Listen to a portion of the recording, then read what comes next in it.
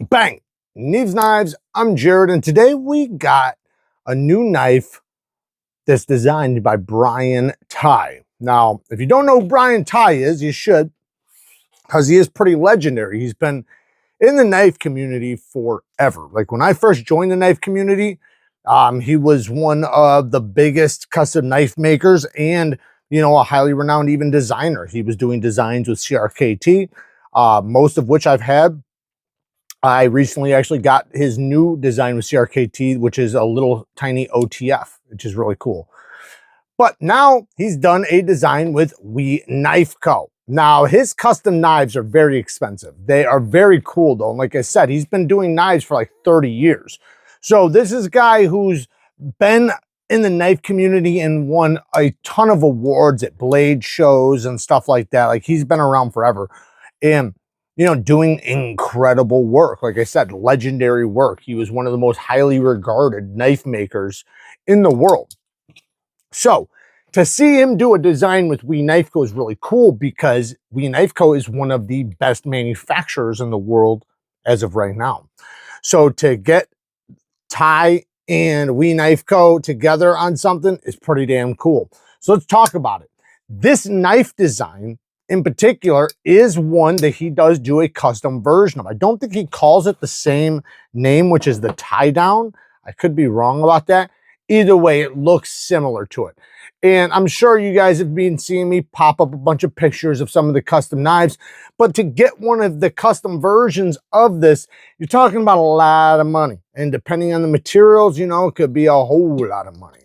And this is a full titanium integral.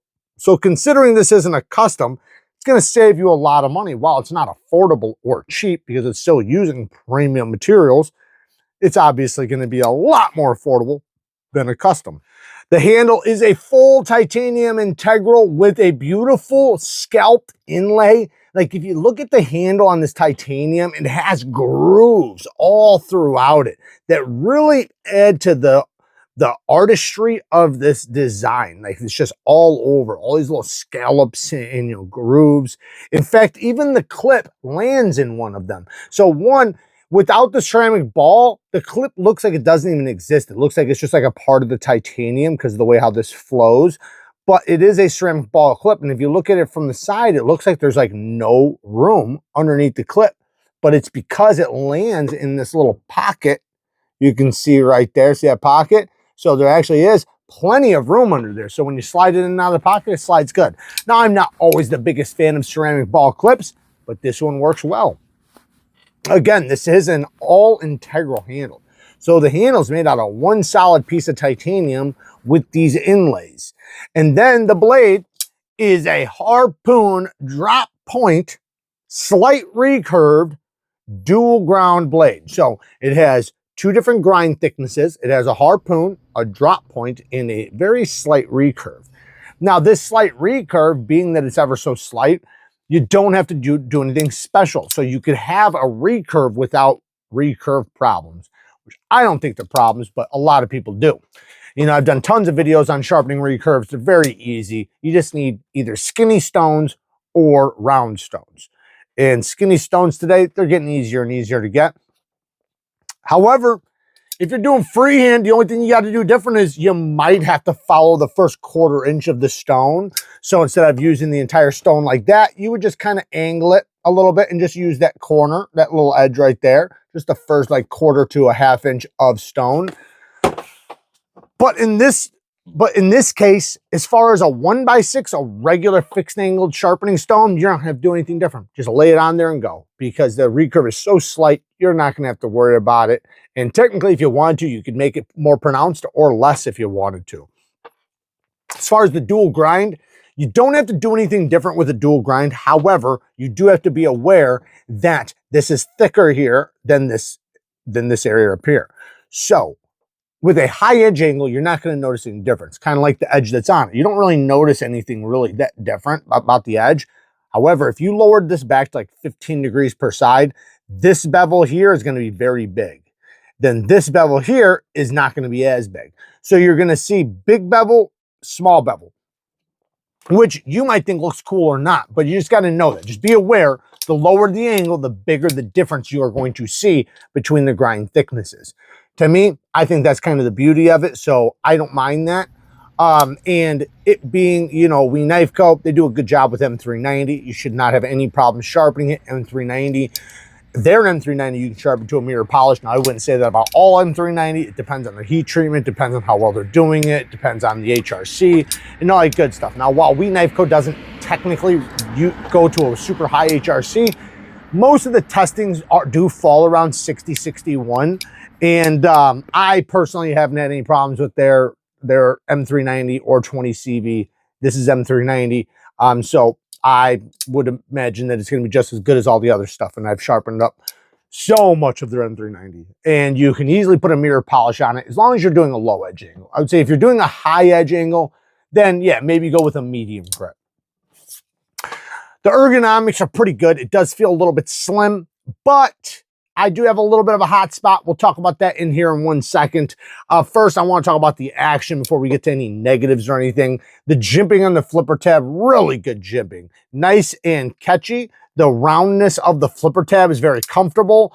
We Knife Co., I always talk about their button locks. They do the best button locks in the business because they are one of the most reliable button locks. Like most companies' button locks, not most, a lot of companies' button locks can fail very easily. With We Knife Co.'s, I've batoned them. I beat the hell out of them. They do a good job with theirs. So if you're going to have a reliable button lock, it's We Knife Co. So when you hit the button, it just drops right down. Great detent. Thumb studs are some of my favorite style thumb studs. They're nice big. They got the edge around it for a nice platform to push off of. They got the stair steps for nice grippiness. And it flies out there really good. Now the stop pins the thumb studs are the stop pin in the open position, not in the closed position. In that case, you have a stop pin right there, but which is the button. Yeah. The sound.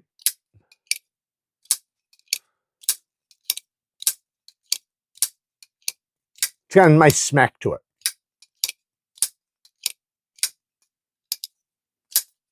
And then the lock, it has a nice pop. I like that little snap. Very nice. I like the acoustics on this. I didn't think it was anything special at first, but the more I flip it, the louder it gets. So I like it.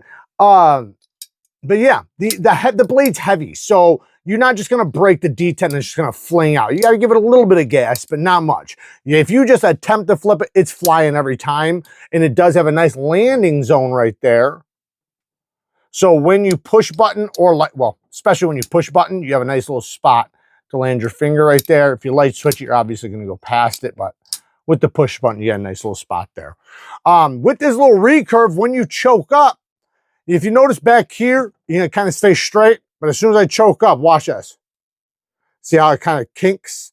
Well, that is going to keep you in the pocket so you can take advantage of this recurve, and it should trap materials fairly well. Now, let's talk about some nitpicks and negatives really quick. So, also, one thing, the jimping on the spine is actually great jimping. The only thing is the handle kind of hides it right here, so you only get these 3 that are sticking out. These ones are kind of subdued, but these ones are good. So when you're like this, it feels really good, but it would be nice if you did have all the jimping on there. But that's not a negative. My real negatives are, 1, this is an expensive knife. However, it is much more affordable than one of the customs. We already said that, of course, much, much more affordable. But it still is an expensive knife. Yes, it's an integral, and I respect it. I'm not saying it's overpriced or anything like that. What I'm trying to get to is I'm not a big fan of blasted finishes with premium knives. Now, unless if it's like a certain type of blasted, like, I don't know, like a vapor blast or something. I don't know what I'm trying to say, but the blasted finishes, I personally, I prefer a stonewashed finish or a satin finish. Now, it's preference for sure, and some people might appreciate the matching of the titanium in the blade. I, for one, would prefer a stonewash or a satin. Is it really a negative? More preferable stuff, preferences, yeah.